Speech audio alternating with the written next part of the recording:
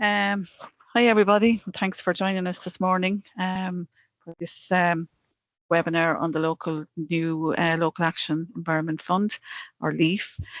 Owen Green from Wexford County Council Community Department has kindly offered to give a presentation on the grant this morning. So I'd just like to let everyone know we're recording the session. And we'll put it up on the council website and the PPN website later on if anyone wants to look back over it. If anyone has a question maybe that they don't want to share when it's being recorded, if they want to contact Owen by email at a later date. And at the end we'll have a questions and answer session. Feel free to ask questions, and Owen trying to help you as much as he can. And in the meantime, then, if you want to pop any questions as we're going along into the group, into the chat, we can look at those then at the end as well. So I suppose without any further delay, we'll hand over to Owen and let him start his presentation. Thanks, Owen. Hi, good morning, and thank you, Mary and Sue, for inviting me today to the PPN. My name is Owen Green. I am the administrator for the LEAF 2026 fund. It's the Local Environmental Action Fund. It's the first year that this has been rolled out, and if you can bear with us, because it is a pilot program, we're kind of making it up a little bit at the start, but we'll all get there together. Just to say, if you do have any comments, you can add them into the chat part of Teams there. So Local Environmental Action Fund 2026.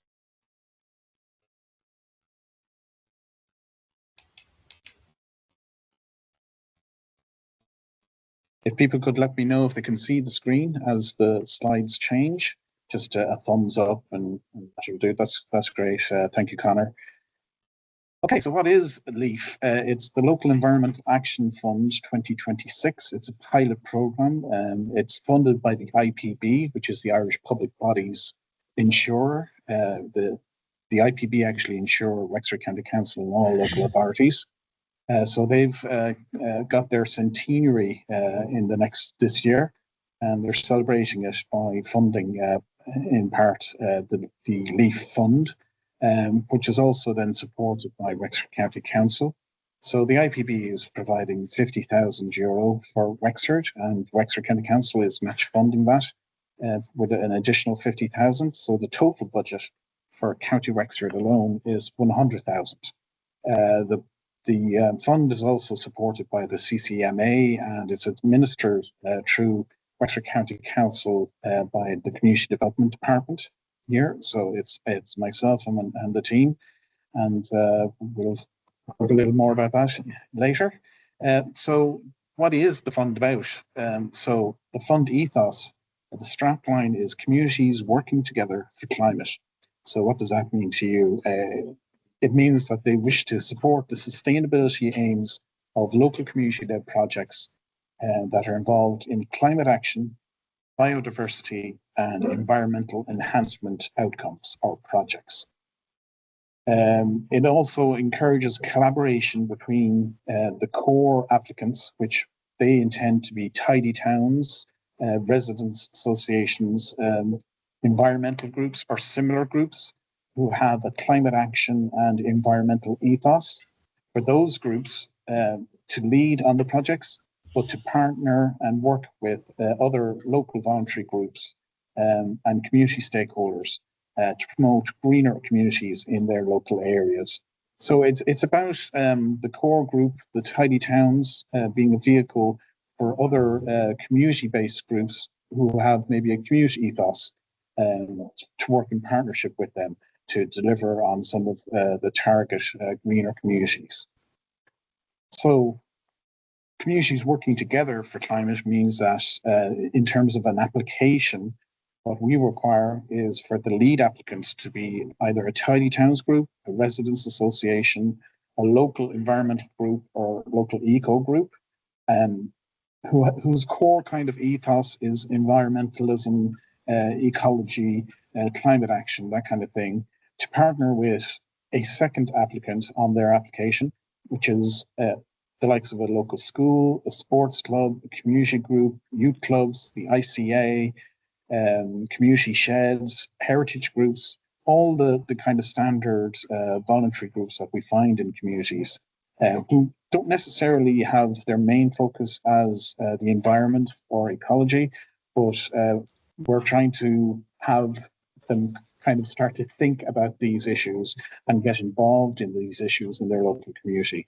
So that's kind of the kind of vision behind this funding. So, and just to note that as part of one of the criteria set out by the IPB, that the lead applicant needs to be a PPN registered group. So the Tidy Towns, the Residents Association, or the Eco Group will have to be PPN registered at the date of application. That's not true of the partner applicant, but obviously we'd encourage all groups to register with the PPN and grow their knowledge base through the community. So the good news is that it's 100% funded by this fund. So there's no cash match entitled from the community groups. The total fund, as I said, is 100K for Wexford. Now, in terms of the awards range, there's slight change there from the original advertisement that would have went out. The awards range is from 1,000 minimum to up to 20,000 maximum per project. Now, we're hoping for a good mix of possibly minimum and maximum projects. It depends on the applications that come in, and also depends on the municipal districts and how that washes out in terms of the applications and the profiles. So I'll be dropping in little hints and tips. It's kind of good for people to get beyond the standard application form and have a little deeper think. So just these come from experience of dealing with other funds and other applicants, and you know what I see on a day-to-day basis. So first thing I would say is to scale your proposal to what is reasonably achievable. So while there's 1,000 up to 20,000 available, you know, there are timescales involved here, which I'll get into, and there's also your own capacity and what you can achieve. And also, you have to remember you're partnering with another group.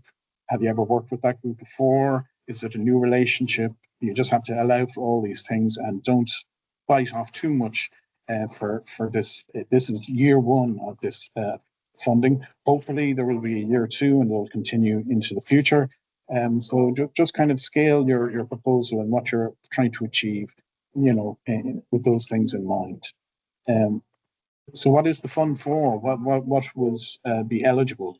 So just to give you some sample types of projects that the IPB and the council are looking towards, but certainly the core projects they're looking for are focusing on climate action, biodiversity, and or environmental enhancements. So capital works and or awareness educational campaigns are allowed, but there is no operational costs. So it's can't fund or pay for operational costs of an existing project or existing community group in terms of, you know, a salary or wages or your ESB bills or anything that would be considered operational. So it has to be a standalone siloed project, something new, an asset for the community, something that's capital, or something that adds awareness or is training or is an educational campaign or maybe even a social media campaign, depending on what you're trying to achieve. So, you know, the other kind of key stuff that in terms of samples, you're looking at biodiversity conservation. So possibly creating a pollinator space or community gardens or community greening areas. That could be tree planting and urban greening initiatives. Just to note that we would have to see that you understand that you need to use native and naturalized species. Maybe renewable energy projects. So a lot of community buildings, community centres are looking to you know, transfer over to solar power or renewable energies. So maybe that's something that a Tidy Towns and the community centre could partner on. You're also looking at waste reduction and recycling initiatives. Maybe community sheds partner with a group to develop an initiative to reuse or refurb, existing community assets, or for basically anything that can be recycled, refurbed, or reused within the community itself. Major concerns, obviously, going forward about, particularly in this fine weather, people become more conscious of water conservation and hosepipe bans, likes. How does your community intend to deal with that in the shared spaces that they have? Community centres, again, possibly. So rainwater capture systems. As I said previously, the public education and awareness piece is quite important here. That's essentially what the IPB is looking to achieve, is the knowledge and the expertise coming from the likes of Tidy Towns and eco groups, and possibly even residents associations that have done previous projects like these, sharing that knowledge down through the community, through the other community groups whose focus may be on, the schools, or a heritage group or the likes. Get them thinking about these things and these measures. Then obviously we have major issues then in County Wexford, particularly in Enniscorthy and around the coast, about climate resilience, particularly in flood prevention measures, and then the loss, our coastline to the climate change issues. So it's just those kind of things, something that you have to kind of think about and come up with ideas. So again, in terms of being realistic about what you can achieve within the budget and time constraints. So you'll set your budget, it's between 1,000 and 20,000. I would encourage people not to go for the 20,000 for the sake of it. Make sure that what you're doing can be achieved, and that you have the capacity to deliver it. And the timelines are very tight. I'll get into that a little later, but it's within the next 3 to 4 months. We're looking to turn these things around, from the application stage, the evaluation, the awards, and then the actual project delivery. And basically, the IPB, they want us to have the whole projects completed by the end of the year. So that's kind of where we are. So there may be plenty of off the shelf projects that your community groups have already, and they could be the ones that you focus on this year. And maybe you're looking at doing something next year, and you could start planning for that now, and getting your ducks in a row for that. Just to say, this is year one. It's a pilot scheme. It's our first time running with this, so we're just going to say nothing is ruled out at this stage. Every application will be evaluated on its merits, and you set out your argument and your best case scenario coming forward, and we'll evaluate it based on that. So be free and ideate and come up with your own ideas, brainstorm with your community, and see what the actual community need is, and see how to best apply for that. So just to give you some ideas, I suppose I would encourage people to take a look at the Wexford County Council Climate Action Plan, which is available online, and there's links to it here in this presentation. So there's things that can be done in terms of planting around dunes, educational and social media campaigns, pollinator projects, very popular. Maybe a Tidy Towns wants to link in with younger people and get them involved in kind of promoting Tidy Towns through the schools. And then there's always wilding and community gardens and that kind of thing, vegetable growing, and basically anything that gets your hands dirty, by all means, apply for it, because it's something that would be encouraged. suffice to say, if you don't see your idea here, if it's not on the traditional list, or if I haven't mentioned it, don't worry. The only way to get it on the list is to apply. So put it up there and make us aware of your ideas, and we'll work along with you and encourage you and support you as best we can. So just to note, in terms of what is, public versus private spaces. So this is something that comes up often. A sports club might have a question, or a school, if they're looking to put a community asset in a private, inaccessible area. So it's preferred if the asset that's supported by this fund would go into a public space. Or it's an accessible area of the community, the school, the parish facility, and that it's open to the whole community. So it's not about membership. It's not about exclusivity or nicheness. It's the whole community should have access to it. There is that bit of flexibility there. If it is based in a school, that a booking system or access to a key holder. That's acceptable as well, because we know that you can't have an open house 24/7. So we do try to work along with you, and if you kind of put that kind of argument forward in your application, it'll go some way to strengthen what you're trying to do. So in terms of what the IPB has set out in valuation criteria. So the first thing, and the largest percentage of the evaluation, will go towards relevance to climate action and the environmental enhancement goals as set out by the local climate action plans. So as I say again, have a good look at those, available on the website, and also then the contribution to biodiversity and environmental enhancement. So you want to set out your argument as to what is the value that you're adding for your community in terms of those two areas: biodiversity, climate action, environmental enhancements.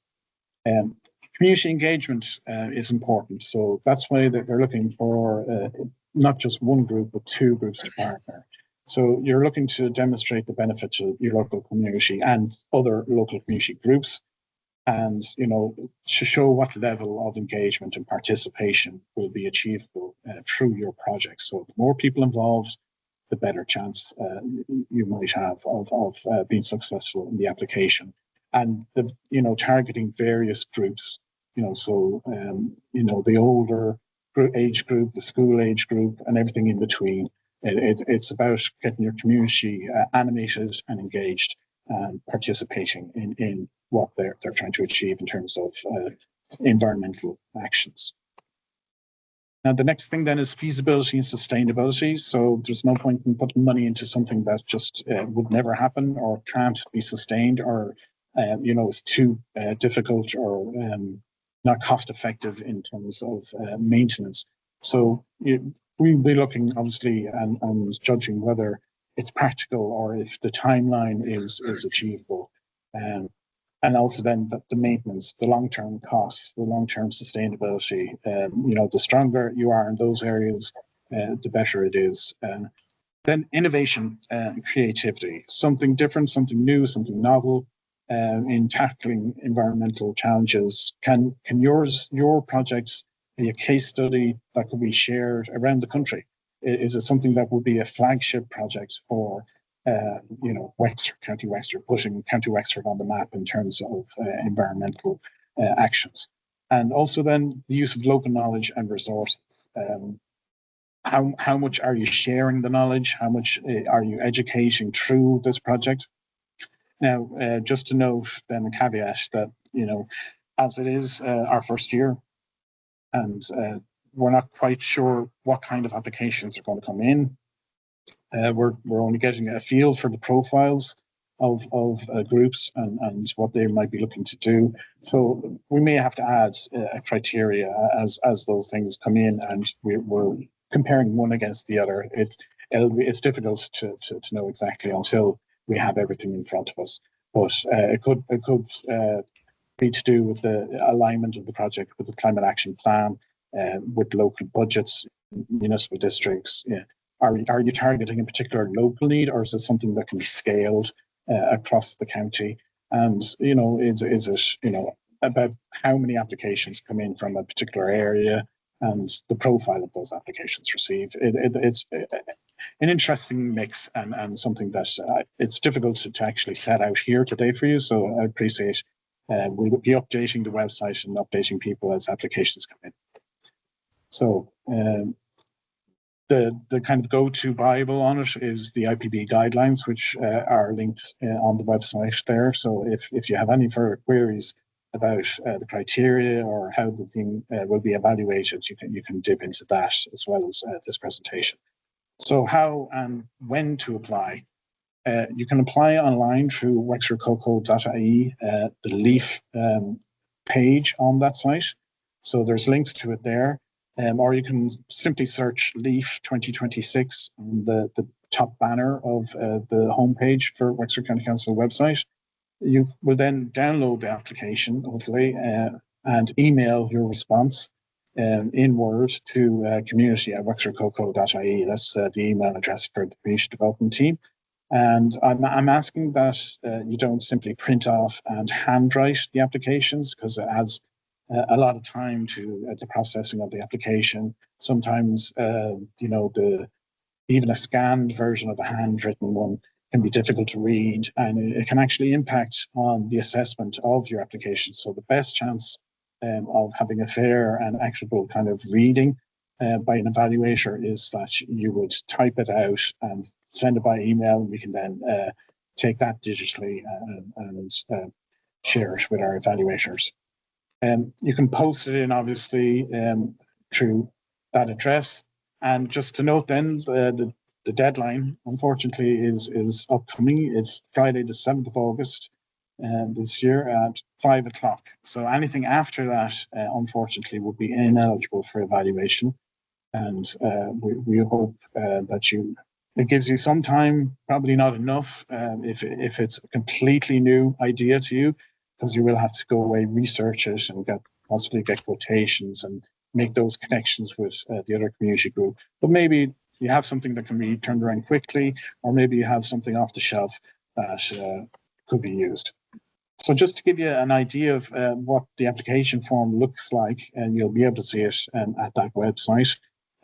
So it's a simple Word document. In those boxes, tick boxes, you can tick those, and you'll be able to basically like fill out the fields, the cells there, and which through Word. Something I would highlight then here, hopefully you can see, is the project elements. So a lot of projects, you need to break them down into all the costed elements and give that cost, and give us then basically the total cost. And as you see there, the maximum that you could apply for is 20K. If your project requires more than the 20K, you would have to then kind of delineate for us how you're going to bridge that funding gap, because it would have to come from the groups or the community, or from fundraising, or from some other funding. And so if you do have a project that is more than 20K, you would have to show us how you're going to match that funding. So another element of this is we like for people to break down the actual individual elements that make up a project, because possibly you could do it in phases, and we could support phase 1 or phase 1 and 2, but not phase 3. And you could get part way there this year, and next year you might apply again for the next phase or for some other element of it. And it just means that we don't give you a blanket no because we've run out of money or because you're asking for too much, that we could actually break it down and go, we can actually support you in some or all of the elements of your application, just to give us options. You know, think of, always be thinking of how an evaluator reads this, you know, and make it as easy as possible for them to help you and to support you. So with that said, the application form, you have to, as I say, think about how an evaluator will read your application, how best to do it. Now, there's a lot of tick boxes, a lot of basic information, a lot of contact information. That's all standard for everybody. But what's not standard is your story and how you tell it. to get the evaluator to put your application from one side, the no pile, into the yes pile or the maybe pile, and that's really important. So from experience, these are just some of the kind of hints and tips that I would give. You need to tell your community's project story. So keep it simple. It's the who, the what, the where, the when, and the how. Okay, but most importantly, the why. And the why is your story or your hook. What is going to grab the evaluator's attention? Remember, an evaluator, we could have 100 applications, we could have 50 applications or 20. We don't know. It's our first year. Other similar kind of community-funded schemes, we could have 350 applications. And you can imagine you have to kind of filter that down, and an evaluator then may get 15 minutes to look, maybe less, to look at each individual application. So you have to do that elevator pitch. You have to give them the best summary, the best story, the best hook to get them to go, okay, I want to look at that one again, and put you in a yes or maybe pile. So what does the who, the what, the where, the why all mean for you? So the who is, who are you? What is your purpose as a group, as a community group? Who do you represent in your community? Who will be involved in your project? And who will your project benefit? The what is the project? What are you proposing? What will it do?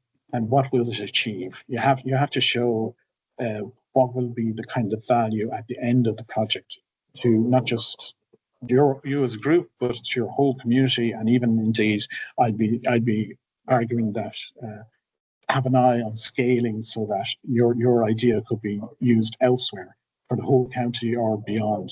That's kind of what the IPB is hoping will happen out of this. So what is the where? The where is where's the project going to happen? So we need to know exactly, is this somewhere that's accessible? Is it somewhere that's going to be seen? Is the impact going to be felt? Is it in a town, a village, a community? Where is the need also? So that's quite crucial, is you have to identify what is the need. It's not just, a fancy project. It's not just a vanity project, put it that way. It's something that the whole community has identified or is identified in the climate action plan, and you're aligning with that, or so you identify what is community need. But that goes a long way to arguing in your case.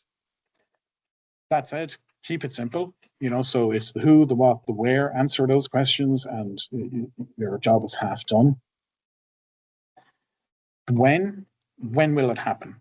So we need to understand the time scale, the schedule, that the project is achievable this year, and you need to let us know when it will be finished. How will the project happen? How will you resource it? Do you have the capacity? Do you have the bodies, the hands, the people involved that maybe have the experience?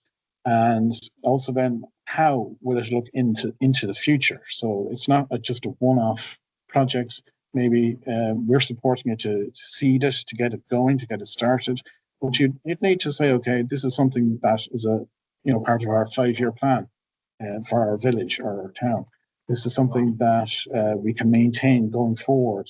It's a low-cost, project. It's something that is not going to fall apart next year because the funding isn't there. It's something that the community will take on and develop further and grow. They're the kind of things. The most important one, I suppose, for the evaluator is why. Why are you proposing this? Why are you doing it? Why will it succeed? Why should you get the support over your competitor? And also, one last thing then is, what is the human story to your project? Going back to that sense of, okay, the hook for the evaluator, you have to hit the heart. You have to get them thinking and feeling that this is a good application that, meets something that they understand, So all of the application form hopefully is designed to capture that information. You have to input it. You have to, set out your narrative, your story. There's also then additional documentation that you could add to the application and email along with your application form. It could be maybe a previous project that you've done. You might have records about it. You might have a case study about it. You could do before and after photos. You could have testimonials from the community, identifying the community needs. You might have letters of support from the local parish, the local committees, the community centre, your local councillor. One that always helps any application is proving that you have the capacity to actually deliver within the costs and estimates that you're setting out. So having supporting documentation to show the quotations, the estimates, the costings, that's important. You might look at, maybe you have something off the shelf already, like planning drawings or tech drawings, or you might have someone that's good at doing an artistic impression to give people, the evaluator, a visual, a vision, so they can see it in their mind's eye. Sometimes the words, can't show. And, as I say, a picture paints 1,000 words. So sometimes doing something like that, a little different, do a kind of a mood board or a color scheme or something, just to give people a sense of how this would look, So that's the kind of thing, just to give you some tips there. So what is the Goldilocks principle? The Goldilocks principle is, we appreciate this, that, community groups find it difficult to fill out these really boring bureaucratic application forms. And it can be difficult to get across what you're trying to say or what you want. So sometimes an application might have too little. There's not enough detail.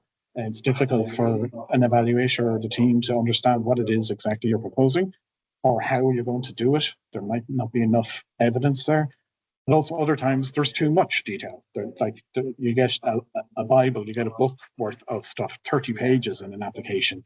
And just, you have to remember, as I said, an evaluator, 15 minutes max they will have to give to any application. So what you want is that concise and elevator pitch kind of answer to all these questions that I'm setting out here.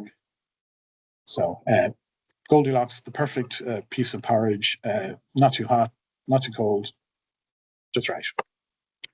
So the difficult part is the project timeline. And so the call for applications is already out there. It's current as of 2 weeks ago. Application deadline then is the 7th of next month. We hope then to allow maybe 3-4 weeks to evaluate all the applications, to come to a decision through the evaluation panels, and hopefully the actual final shortlist proposal from the council would then go to IPB for their kind of final analysis and final approval of our shortlist. Once that's done, it's in the hands of the IPB, and they will make the official announcement nationally as to what are the local successful fundees and applications. So we're not quite sure what their timeline is. They didn't give us a lot of time, but hopefully they'll turn it around as quickly as possible, because that will impact the project delivery. If we're to get all these projects finished by year end, we're kind of projecting that you'll have September, October, November of this year to basically deliver. Once you're being given notice that your application was successful, you go full force straight into delivering the project. So year one, it's probably projects that are more off the shelf, or projects you've been thinking about or looking for funding previously, and ones that you'd have the capacity to deliver this year. Any longer term things, we're pretty sure pretty confident that this funding will be available next year as well. So maybe take the time, if you're not applying for this year, take the time now to have a look at this funding stream and plan for next year's application. I'll certainly intend that we'll have a much longer kind of running into the funding application process, and give notice to community groups a lot sooner this year or next year. And hopefully we'll get all that sorted. As I said, the IPB is looking for all the claims and all the projects to be finished. So, you're looking at end of November for everything to be kind of at your end to be claimed and closed off. in a nice bow, and that the scheme will be closed out by year end, so December of this year. That's with the best will in the world. My own experience, how long is a piece of string, and sometimes things, with the best intentions can go beyond, but that would have to be argued on a case-by-case basis. Do not apply with that expectation, because there's no guarantee. But look, we do everything we can to support you. So just to give you, I suppose, a few signposts on resources and how to make up your mind about what you could do, or what's eligible and what is out there for you as local community groups. So start obviously with the LEAF website or webpage at wexfordcoco.ie. Then you have and there's links to all these in the presentation, so don't worry about that. You have the IPB's own guidelines on the funding stream. The Wexford County Council Climate Action Plan is available online, linked here, and there's a lot of documentation there. I won't go into it all now, but it would be a good basis to be able to, just have a glance through that and see how you can align your project with some of the goals and some of the strategies involved there. Always, I'm no expert, unfortunately, in climate action or biodiversity or environmental enhancements. I look after the funding side of things and the application process and dealing with claims and the rest. Our own in-house climate action team are there always to advise and to encourage and to point you in the direction and give you ideas maybe, or look at how you can deliver on your project. So just the team there, and they're contactable at that email address. And there's a lot of stuff online, a lot of stuff that might give you ideas. There's the All Ireland Pollinator Plan. There's websites galore and all sorts of kind of national bodies and resources out there online. And I encourage you just to do a little bit of research and see what's out there and see what other groups are doing nationally or internationally, and see what could be achieved. And see if you can show that in your application form that you're modeling your project on something that was successful and achieved elsewhere. It adds that bit of confidence for the evaluator. And then always go back to the IPB and the LEAF Fund and their website, which is linked there.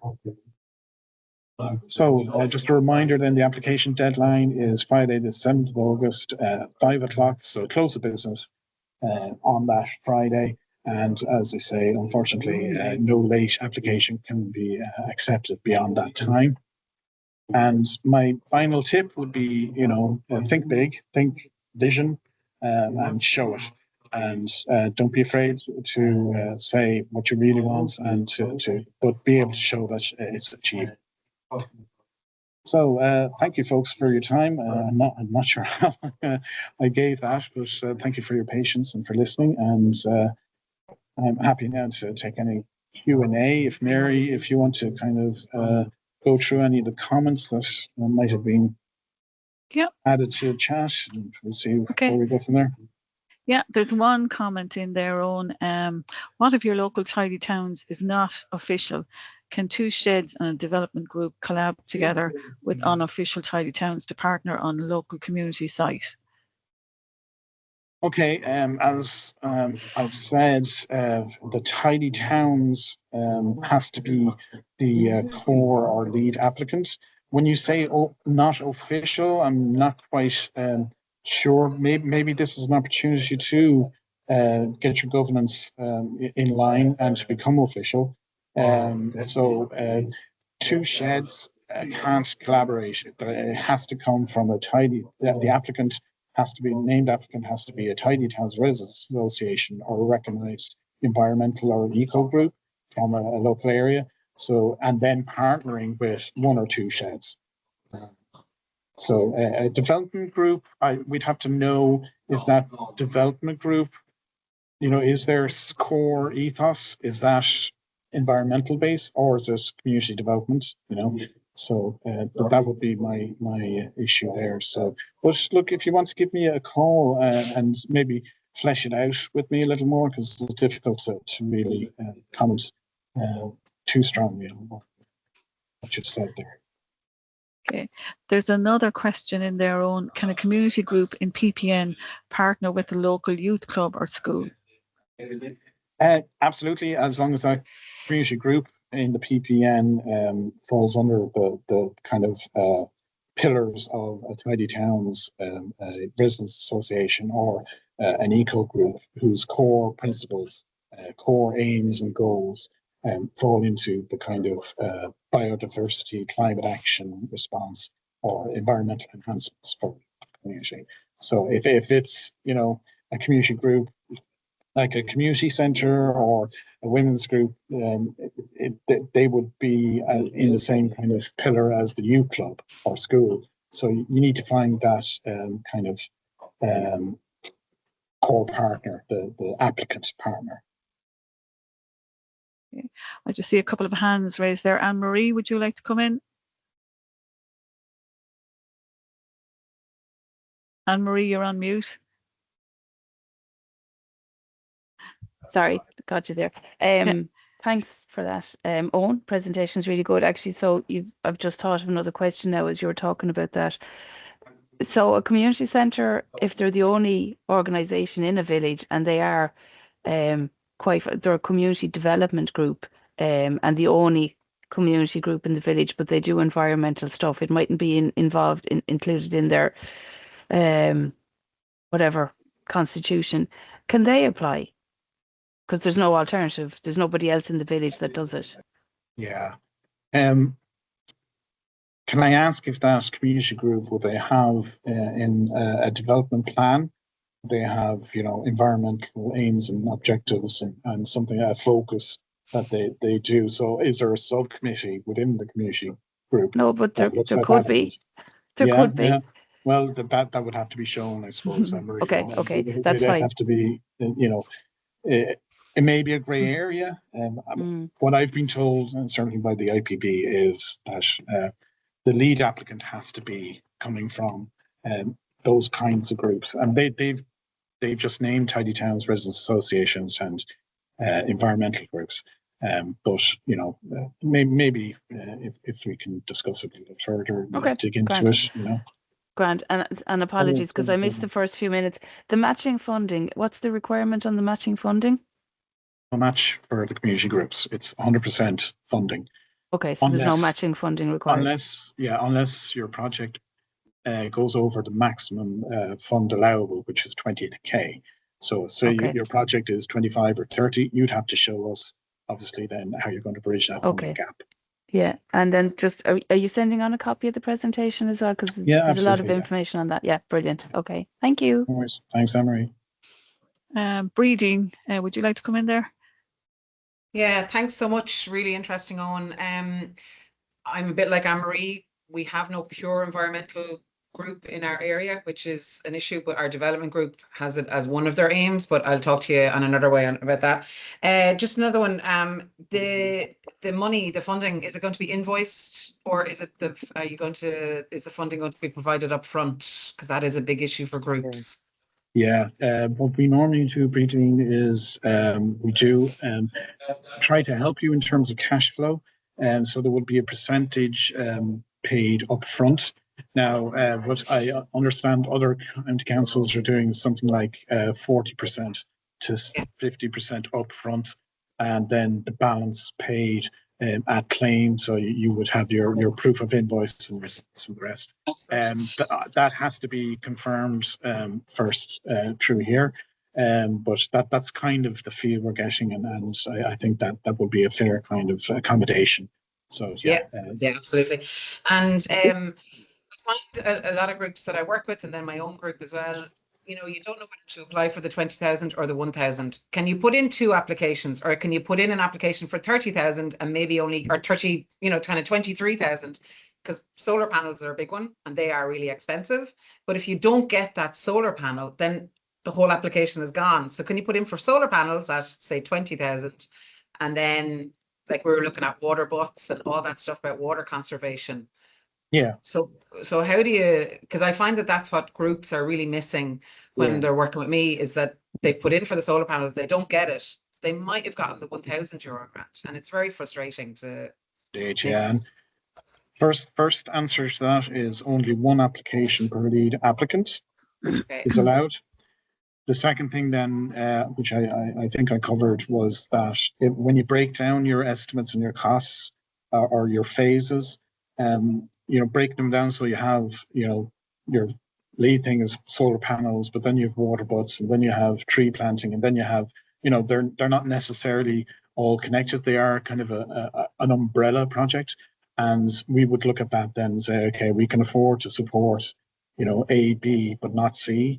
And that way you get something from your application. Yeah. So that's kind of what we would try to achieve for you. Yeah, totally understand the budgets and all of that. But if we applied for 20,000, you only got 2,000. That's a real issue with groups, because then you can't almost do any of the projects. Yes, no. Do you kind of see that that's going to happen, or are you really going to try and get some of the project done? And I do understand why you only give 10% of applications, of the funding of applications. I get it, but it can be very frustrating for groups as well. Oh, absolutely, and it's understood here, and that's one of the, I suppose, criteria behind the scenes of the evaluation would be how much of this can we achieve, and how much, if you take out an element, is the project worth doing for the community group, or can they, phase it, or can they do a part in the future, or next year can we fund that second element, and all those things are considered, but we wouldn't simply, I think, at this stage be funding. You'd propose a 20k project, and we'd only give you 1 or 2k and expect you to fund the gap.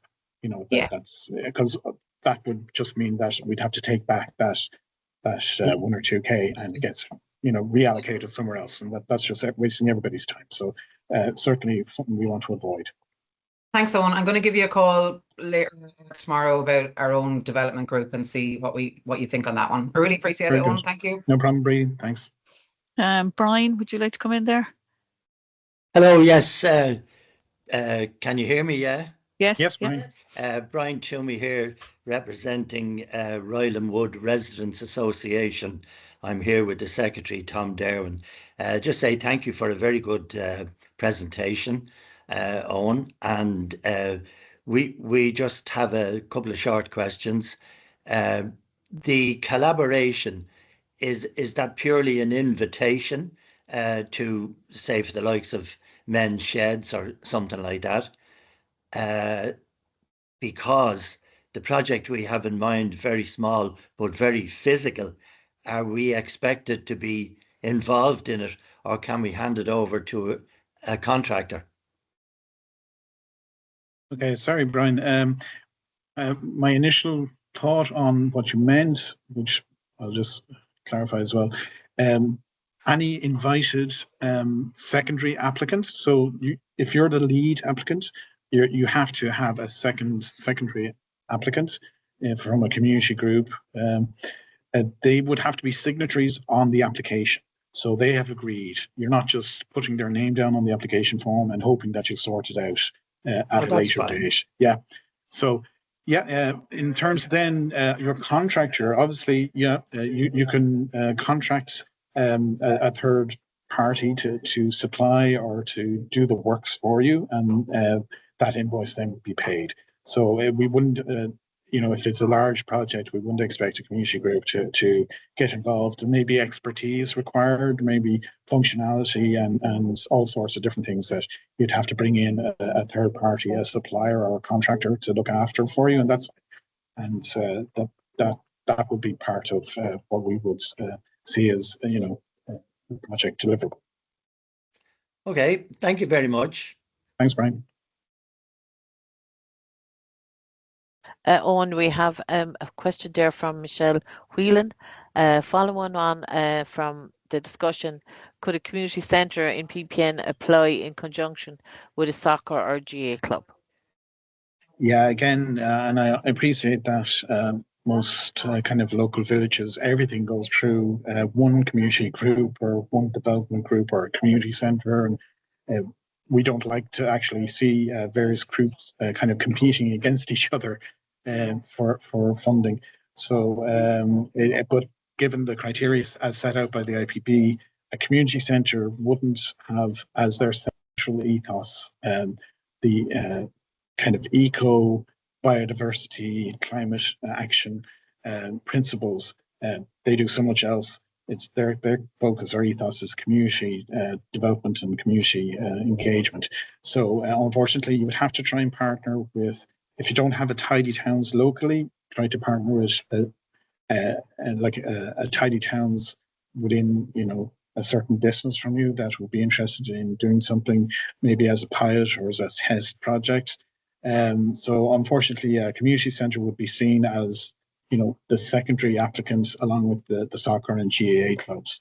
It's you know, it's going to be fed back to the IPB that maybe we need to open up who the lead applicants are.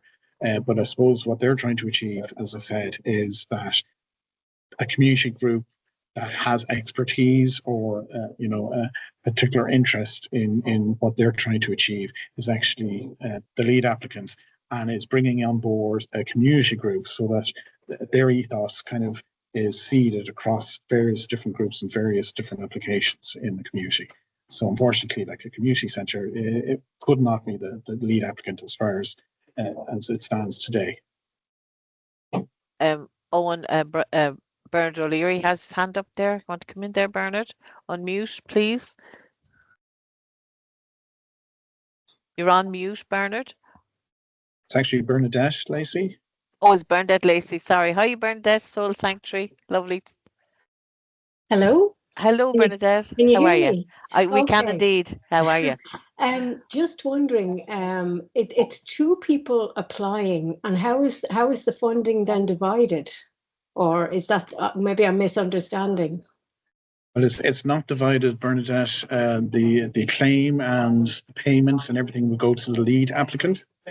So they would deal with the invoicing, the contracting, and the payment, and that's basically how it will be approached. That's possibly also Okay. why the lead applicant needs to be a member of the PPN, because they would Yeah. have their governance in place, and you know, their accounts and would be well established, and would have a treasurer and a bank account and everything that's kind of required to deliver these types of projects. You know, so that's kind of what they're looking for. And the second applicant then name on the application, that's just for administrative purposes then, or well, it's to support your application. It's there to make sure there's capacity, and it's, as I said, it's always going back to the IPB are looking for the experts in your community that are involved in these areas of biodiversity and climate action, to kind of spread that knowledge down through local community groups and to get those groups thinking about these things. So it's about participation. It's about community engagement, engaging other groups, other people, and getting them thinking about these aims and objectives. okay, because yeah. And if the tidy towns in your area is already involved with somebody else making an application, what do you do then? Yeah, that's difficult, and you know, who do you bring to the dance? So yeah, it's unfortunate that if you only have one tidy towns, but you have various community groups competing for their imprimatur, like it can be difficult. That answer, I don't have an answer to that, unfortunately. Right. As I say, as far as I've been told, it's only one application per lead applicant. You know, so I think it's okay if it works the other way. You know, that the secondary applicants could support 1, 2, or 3 primary applicants, you know, depending on who actually gets it in the end. But yeah, it could be difficult.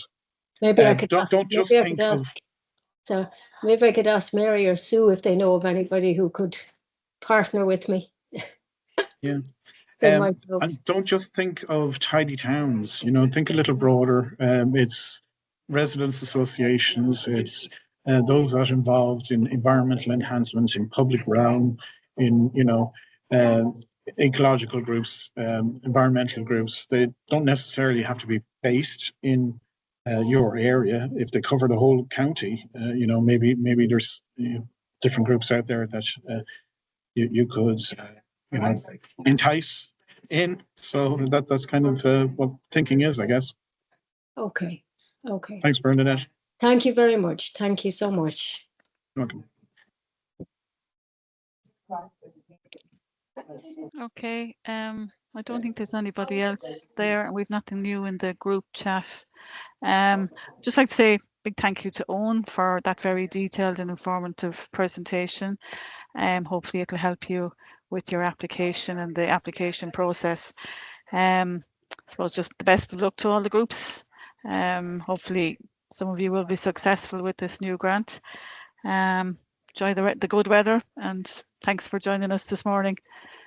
Yep. Thank you. Bye-bye. Thank you, everybody. Thank you. Bye. Thanks for your time.